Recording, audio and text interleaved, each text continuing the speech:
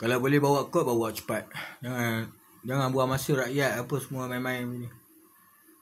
Biasa aku cakap asal parang, kamu tak nak. Sama. Mereka boleh buat wayang. Apa ni bahaya. Kau buat wayang sini, aku bagi kau duit sikit. Kau pun wayang sini. Main isu immunity. Dah berapa bulan dah. Kalau dia nak rompak tanah ke, nak rompak emas ke, dah berapa hari dah.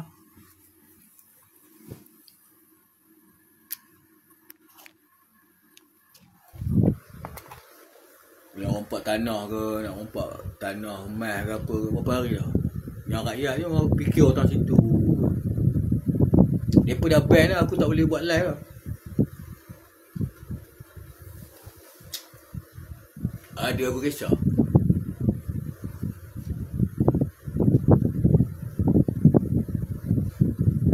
Kalau aku pegang di telefon tu, sembang. Nabi kata dia melihat di pintu syurga. Aku kata tak apa, aku layan ayat kamu. Nabi melihat di pintu syurga, majoritinya orang-orang miskin. Sekarang aku nak tanya ustaz soalan, kau kena jawab soalan ni.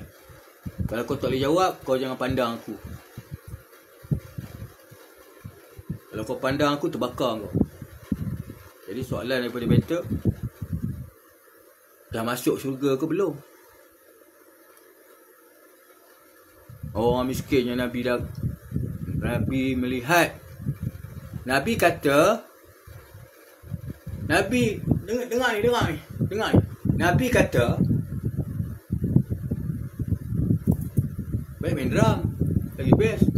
Kalau orang itu, Nabi kata, aku melihat orang-orang yang miskin berbaris di depan pintu surga. Ni soalan daripada better. Raja Muhammad Shah the second, yang kedua. Muhammad Shah ada tak? Dia ada apa? Dia tak ada yang lain. Ini apa Azlan Shah kedua tak ada. Tak mahu, tak jadi. Derih kedua mau jadi, InsyaAllah. Dia jadi macam tu.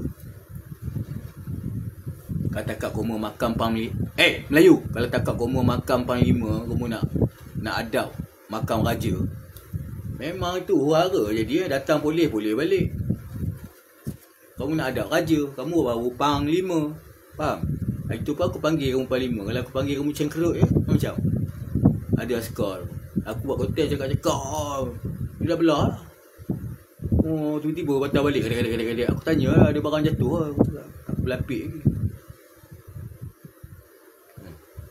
Lepas tu dia tinggi suara dengan aku. Aku kejar lah. Kalau aku cakap aku tikam. Apa masalah? Aku ikut menteri ni. Apa masalah?